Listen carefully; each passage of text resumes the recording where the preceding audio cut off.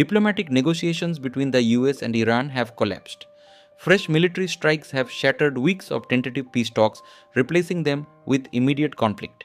This map shows the Strait of Hormuz, a narrow geographic bottleneck wedged against the coast of Iran. A disruption in this specific corridor directly restricts the flow of global energy supplies. Markets reacted to that regional flashpoint instantly. Traders panicked, pushing Brent crude futures to nearly $99 a barrel in a matter of hours. That price spike hits India harder than almost any other major economy.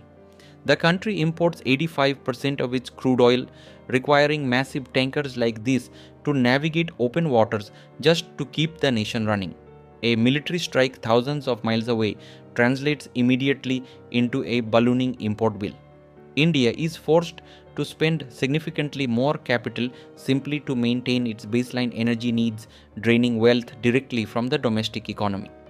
The immediate casualty of that soaring import bill is the Indian rupee. As the cost of securing foreign oil multiplied, the currency plunged to an all-time low of $96.96 against the US dollar. That historic drop triggered widespread panic across financial markets. Foreign investors pulled $23 billion out of Indian assets, accelerating the downward spiral.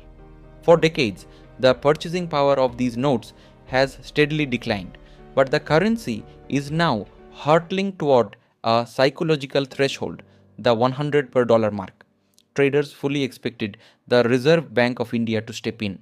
The standard playbook dictates a central bank will aggressively sell off foreign reserves to prop up its currency and defend a highly visible line in the sand. But as the market braced for a massive intervention, the RBI held its fire. The central bank deliberately chose not to drain its reserves. By choosing silence, policymakers escalated a standard currency slide into a high-stakes standoff. The RBI positioned itself directly against global market forces, waiting to see who would blink first. Governor Sanjay Malhotra signaled a policy shift by arguing that the rupee's decline was not a crash.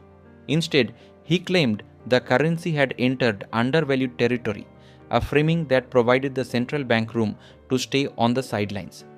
This chart illustrates the real effective exchange rate, or REER. It measures the rupee against a basket of 40 trading partners while factoring in inflation differentials. You can see the index plummeting below 90, well under its long-term average of 98.25.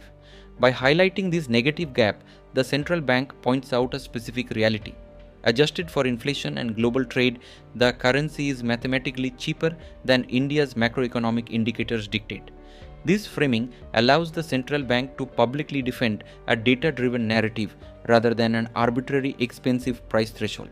They shifted the focus from how far the rupee was falling to what it was actually worth.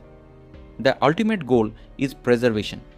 By talking the market down, the RBI can hoard its $700 billion foreign exchange stockpile for true systemic emergencies rather than burning it to fight temporary oil-driven volatility. The RBI used economic theory to build a strategic shield. They navigated a severe energy crisis and stabilized expectations without spending a single dollar of actual reserves. This hands-off currency strategy comes with severe domestic trade-offs.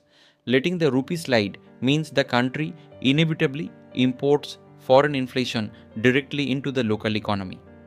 The global oil shock trickles down immediately to local fuel pumps like this one.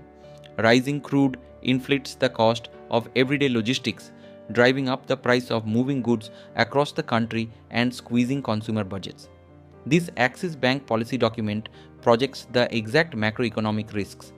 A 10% rise in oil prices above $85 adds 50 basis points to inflation. Furthermore, a 5% depreciation of the rupee beyond the 94 mark contributes an additional 40 basis points.